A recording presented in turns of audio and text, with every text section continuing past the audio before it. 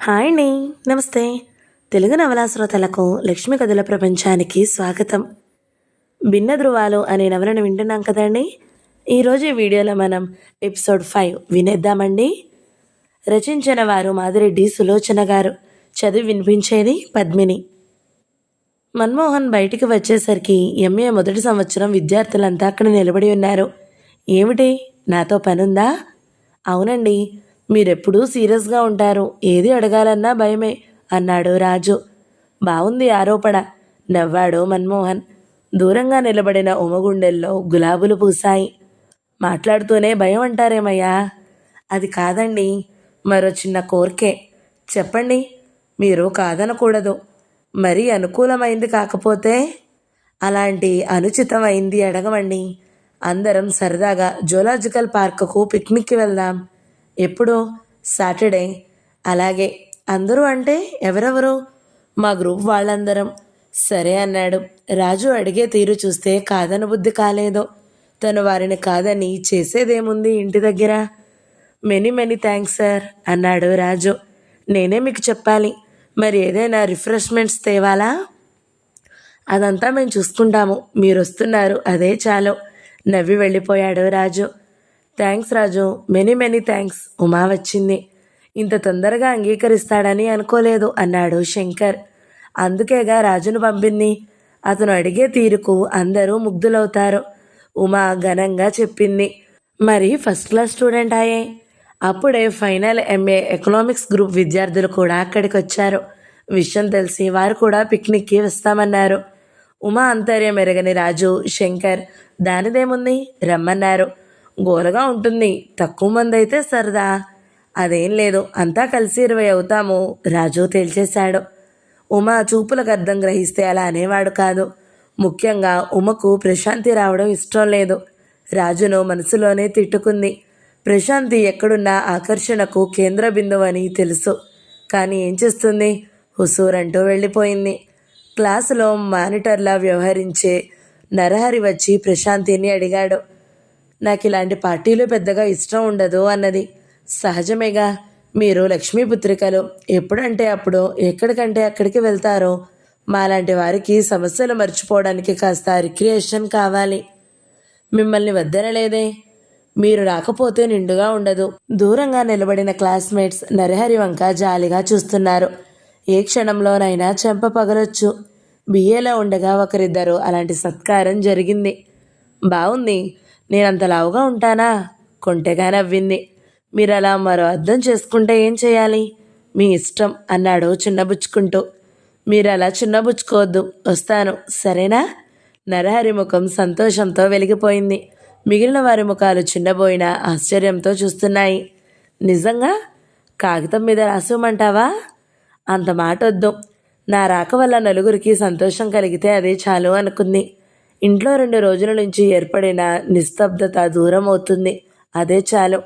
మర్నాడు ఆమె తయారవుతుంటే ఎక్కడికని ఎవరూ అడగలేదు.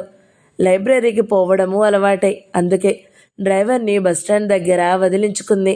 సీనియర్స్ వస్తున్నారని తెలియని మన్మోహన్ లోపల గేటు వద్ద నిలబడ్డాడు. అతనికి బస్సు దిగే ప్రశాంతి కనిపించింది. ఆమెనా అని మరోసారి కళ్ళు తాటించి చూశాడు. ఆమె. అయితే వేషంలో విపరీతమైన మార్పు. లేత నీలం గోధుమ రంగు కలనేత చీర, నీలం జాకెట్టు, చేతుల నిండుగా గాజులు, 2 పాయలు అల్లి రిబ్బన్ కట్టిన పొట్టి జుట్టు, నుదుట బొట్టు. అందమైన వారి అందం ఏ దుస్తులోనైనా ప్రదర్శితం అవుతుంది కాబోలు. అనుకోకుండా అతని కాళ్ళు ముందుకు సాగాయి. ఆమె తలెత్తింది.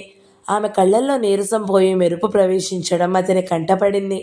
మీరా? కాదు, నా పేరు ప్రశాంతి. సారీ, మీరు వస్తున్నట్టు రాజు చెప్పలేదే. ఏం మానేసాయా?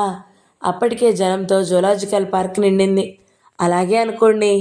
అయితే మించిపోయిందేముంది, పొమ్మంటారా? వద్దులేండి, అందరూ నా ప్రాణానికి పడేడుస్తారు. ఇద్దరూ నవ్వుతూ లోపలికి వెళ్లారు. అప్పటికే వచ్చిన రాజు టికెట్లు తీస్తున్నాడు. 2వ బస్సులో బిలబిలమంటూ అందరూ దిగారు. దూరం నుండే ఉమా మన్మోహన్ను చూసింది. అతని పక్కన అతిని సామాన్యమైన దుస్తులతో నిలబడిన ప్రశాంతిని చూడగానే ఆమె హృదయం బగ్గుమంది. ఛీ, దరిద్రురాలు, ఎలాంటి బట్టల్లోనైనా వెలిగిపోతుంది అనుకుంది. వస్తూనే ప్రశాంతిని అడిగేసింది. బస్సులో వచ్చావా? సార్ ఎక్కడ కలిశారు? ఇక్కడే ఈ గేటు దగ్గర కలిశాము. బస్సులో వచ్చాను. సరిగ్గా 9 నిమిషాల క్రితం అన్నది ప్రశాంతి. ఓహో, కారేమైంది? నా మాటకేం గాని మీ కారేమైంది? డాడీకి ఆసుపత్రిలో పని ఉందట అన్నది. తర్వాత మన్మోహన్ను పలకరించింది. ఎంతైనా పక్షపాతం పోనిచ్చుకున్నారు కాదు. మొదట స్నేహితురాలి, తర్వాతే గురువులు కదా. మన్మోహన్ నవ్వుతూ అన్నాడు. కాదు, తడబడింది. అందరూ ఒక్కసారిగా గోలగా అరుస్తూ గేటు దగ్గర చేరారు. ప్రశాంతి మన్మోహన్నే చూస్తుంది. అందరిలోకి చిన్నవాడుగా కనిపిస్తున్నాడు అతను. అందరిలోనూ అతను ప్రత్యేకంలా కనిపిస్తున్నాడు. ఉమలాంటి వారు అభిమానిస్తారంటే అతిశయం ఏమీ లేదు. 20 మందిలో 3 ఆడవారు. ఉమా, ప్రశాంతి కాక సీత అనే మరో యువతి వచ్చింది. ఆమె ఉమ క్లాస్మేట్. నవ్వుతూ తుళ్ళుతూ పార్కు చూడడం ప్రారంభించారు. ఉమా, సీత ఒక జట్ట అయి మన్మోహన్ వెనకాలే నడుస్తున్నారు. ప్రశాంతి ఒక్కతి అయిపోయింది. ఆమె కోసం మన్మోహన్ ఆగి వెనుదిరిగి చూడడం చచ్చే చికాకుగా అనిపించింది. ఆమె చిన్నపిల్ల, వస్తుంది పదండి 2-3 సార్లు ఉమా హెచ్చరించింది. కావాలని అతన్ని తాకడం, విరకబాటుగా నవ్వడం చూస్తే సీతకి అదో మాదిరిగా ఉంది. మిస్ ప్రశాంతి, అలాగే ఎక్వేరియం ముందు నిల్చోండి. రాజు తన కెమెరా లోడ్ చేశాడు. ఆమె ఫోటో తీశాడు. ఎందుకు పనికొస్తుంది?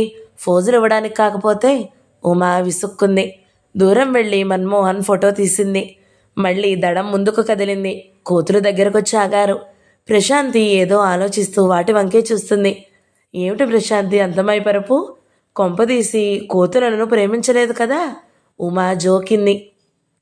ప్రేమించినా తప్పులేదుమా, మనకంటే అవే నయం. మనం రెచ్చగొడితే తప్ప మన జోలికి రావు అన్నది నిబ్బరంగా.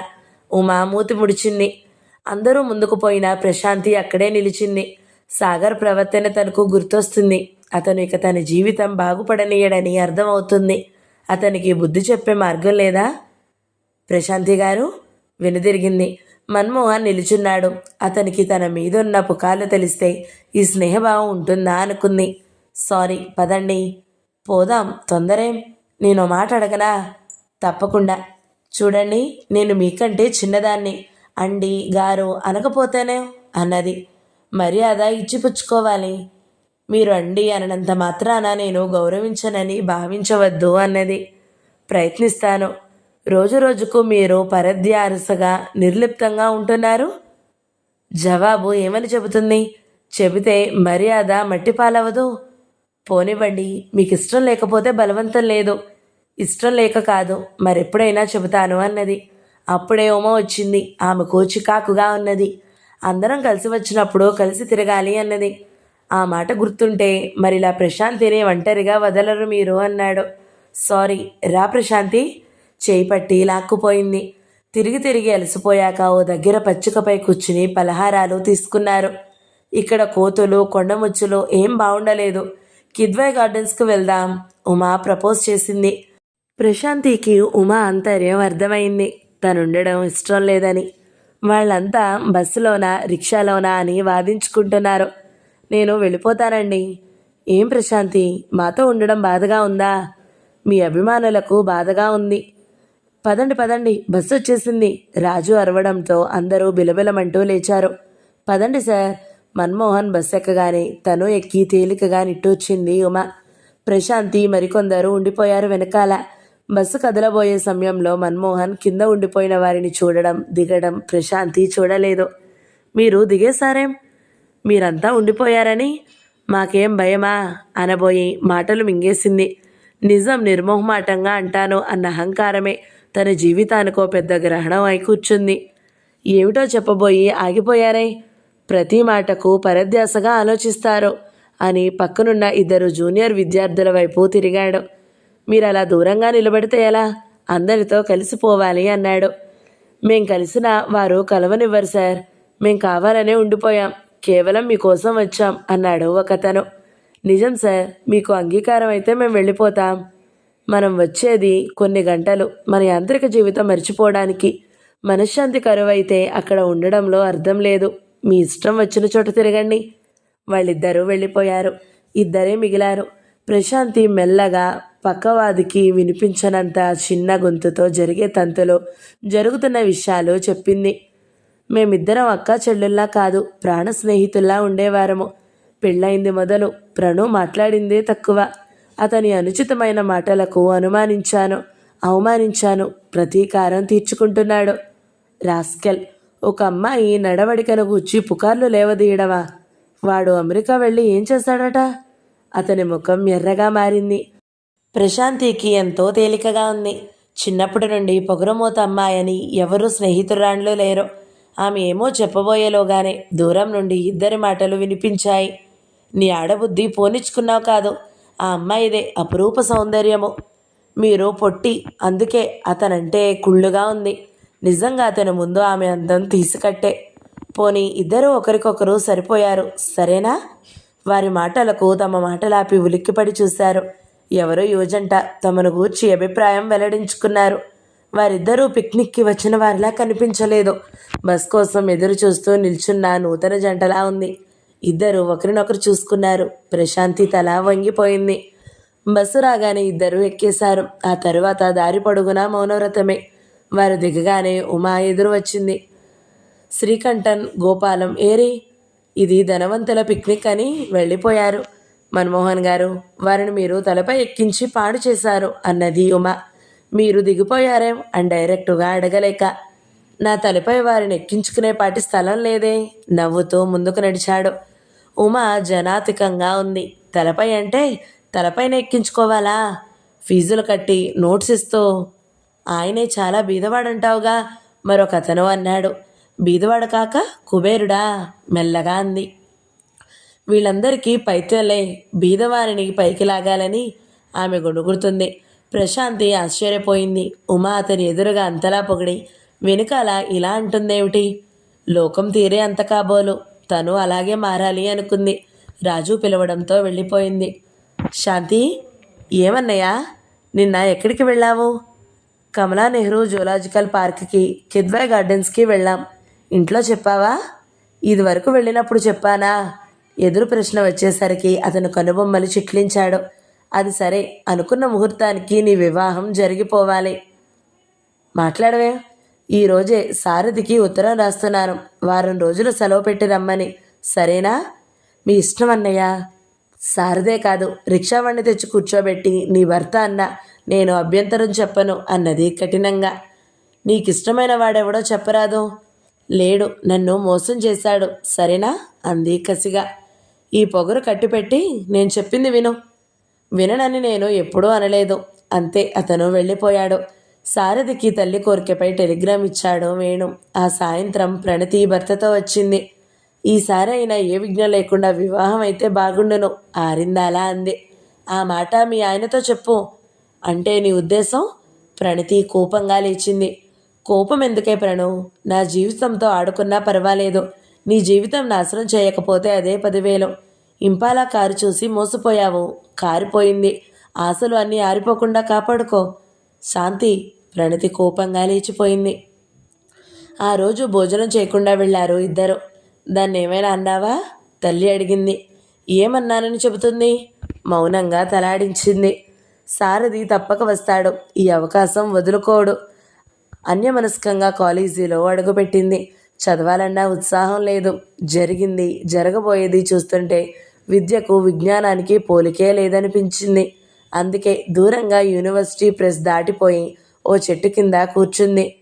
ఈ కింద మాటలు వినిపించాయి. సార్, మీ రుణం మీ జన్మలో తీర్చుకోలేను. నా రుణం సంగతి తరువాత. మళ్ళీ ఒంటరిగా బయలుదేరడం మంచిది కాదమ్మా. అతడు నమ్మించాడు సార్. యూనివర్సిటీకి మనలాంటి మధ్యతరగతి కుటుంబీకులు చదువుకోవడానికి రావాలి, అంతే.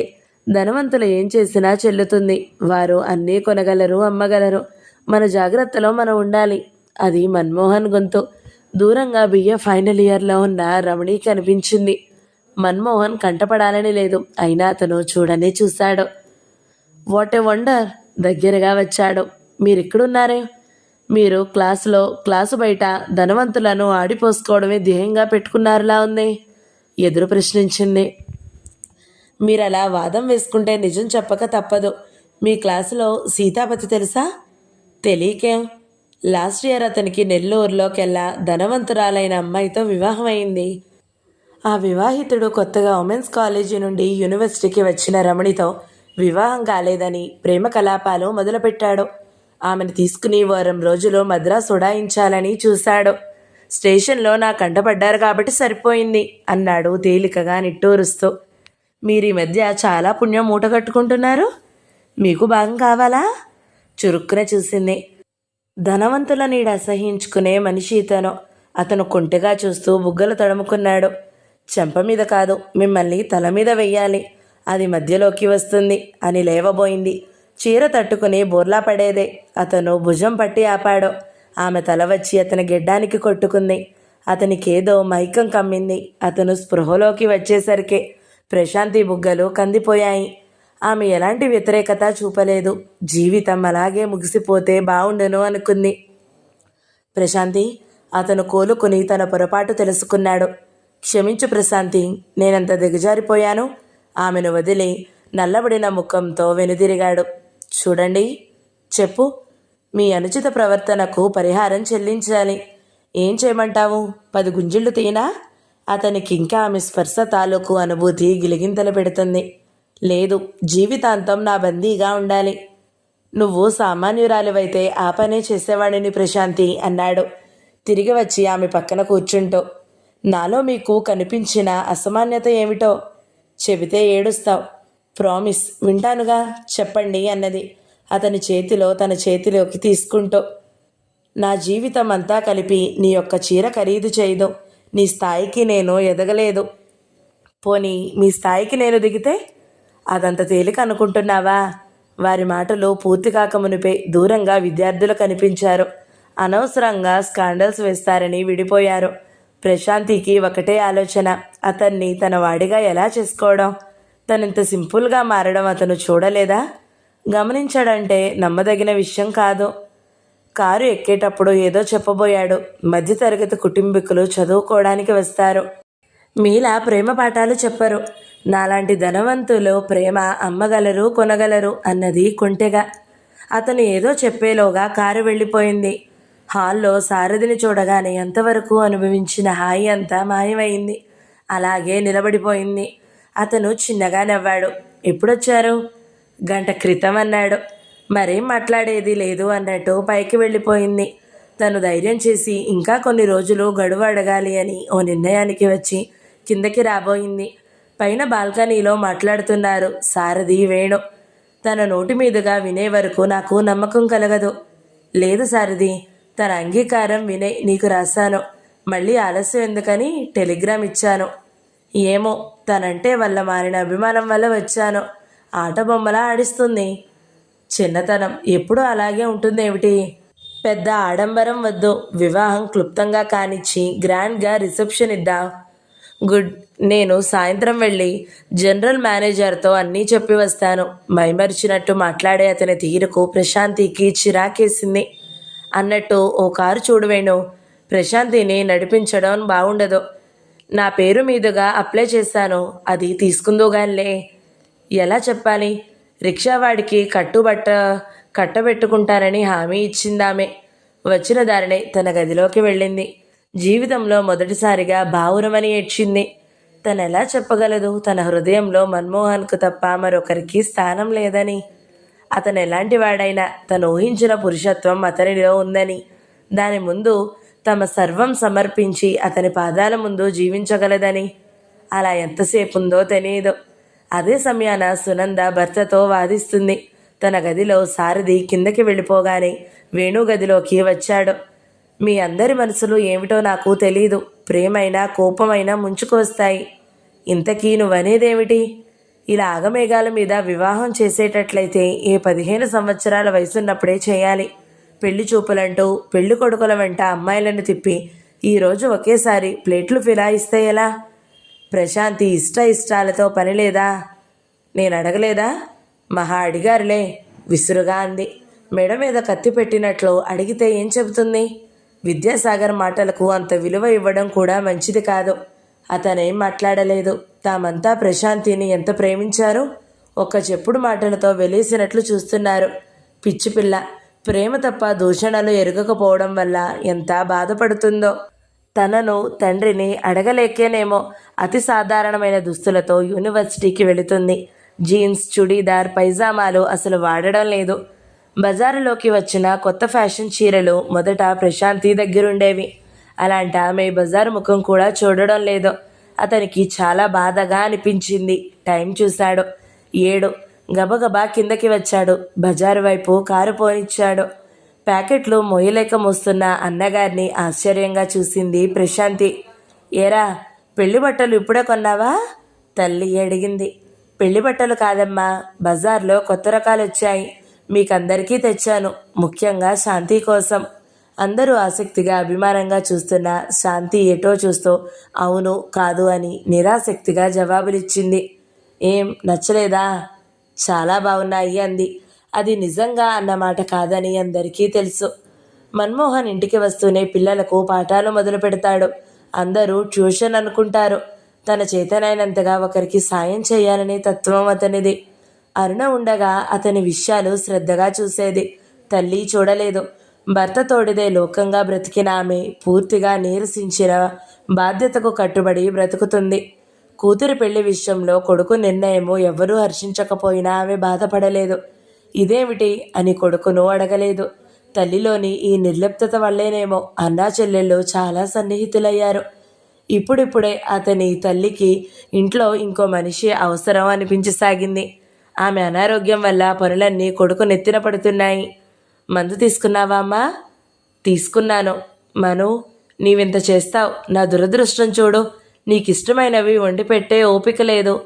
నువ్వలా బాధపడకు, అరుణ వస్తుందిగా, అన్నీ చేస్తుంది. పాపం అక్కడే చేసుకుని వస్తుంది పిచ్చి తల్లి. ఒకేసారి ప్రాణం పోయినా అమ్మా అనగానే పోతుందట్రా. బయట స్టూడెంట్స్ వచ్చిన గోల వినిపించింది. ఆ రోజు తనకు ఒంట్లో బాగుండలేదని వారిని పంపాడు. ఒంట్లో కాదు, మనసులోనే బాగుండలేదు. ప్రశాంతి స్పర్శ, కళ్ళు ఇంకా అతన్ని వెంటాడుతూనే ఉన్నాయి. మను, చెప్పమ్మా.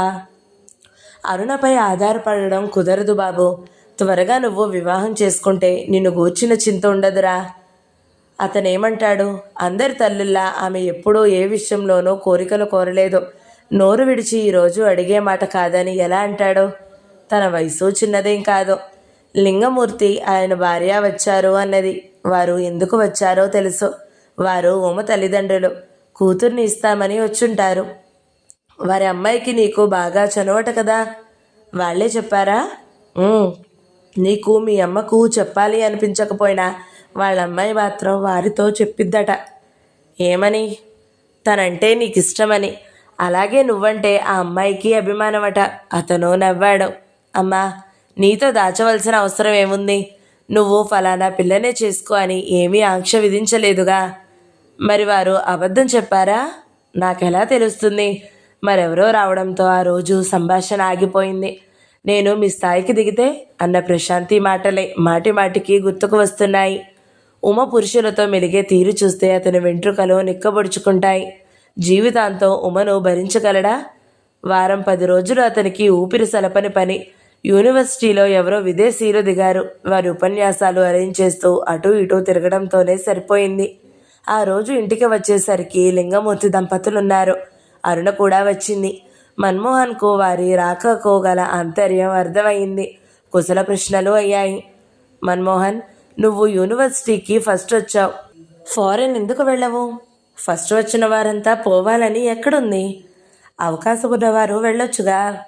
అది వ్యక్తి ఇష్టంపై కూడా ఆధారపడి ఉంటుంది. నీకు ఇష్టం లేదా? ఓహో, హోదా కోసం తప్పితే ఏం నేర్చుకొస్తున్నారు? టెక్నికల్ సైడ్ వారు వెళితే కాస్త ప్రయోజనాత్మకంగా విద్య నేర్చుకుంటారు. వాదం ఎందుకు?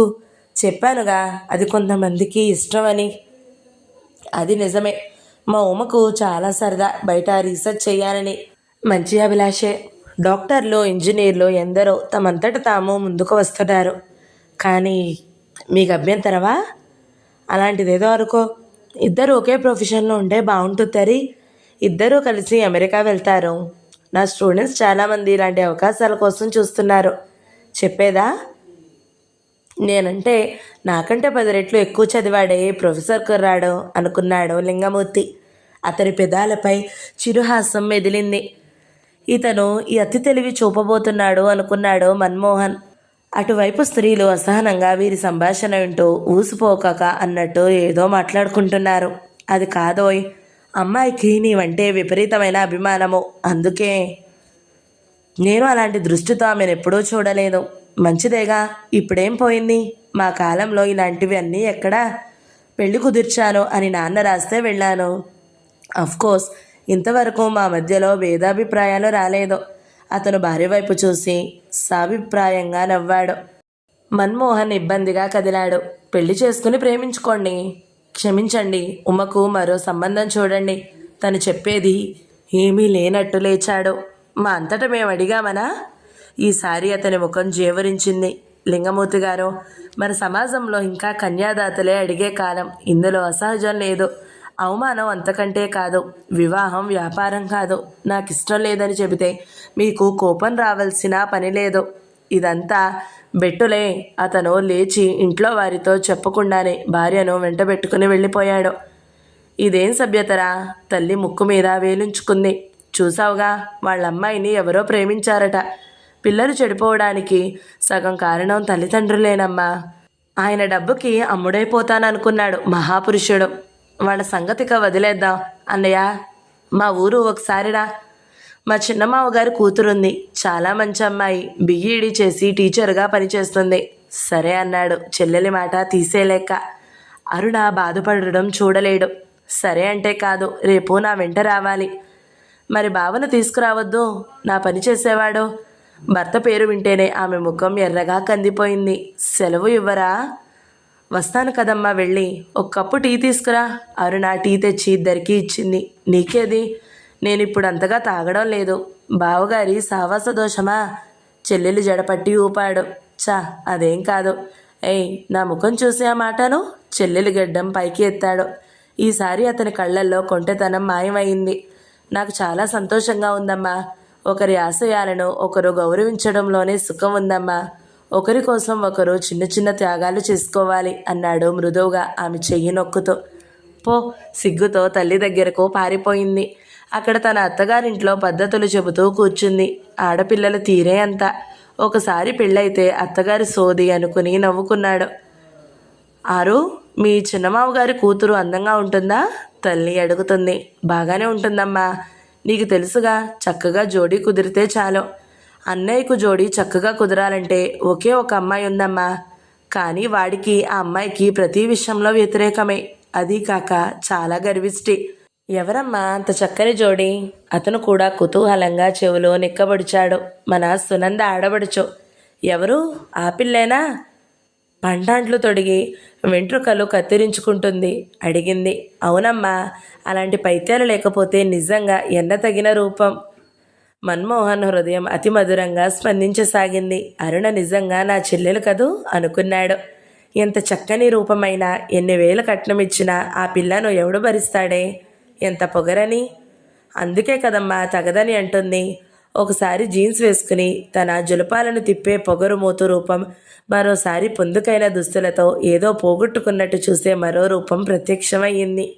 మారిన ప్రశాంతిని చూడలేదు అరుణ అనుకున్నాడు. ఎందుకో మళ్ళీ గంభీరంగా తిరుగుతుంది అనుకున్నాడు. ప్రశాంతి సుందర రూపం కళ్ళ ముందు తిరగసాగింది. తన్మయత్వంతో కళ్ళు మూసుకున్నాడు.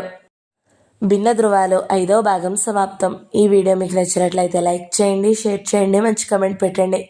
ఎవరైనా మొదటిసారి మన ఛానల్ని చూస్తున్నట్లయితే సబ్స్క్రైబ్ చేసుకోండి. Thank you so much for watching. నమస్తే.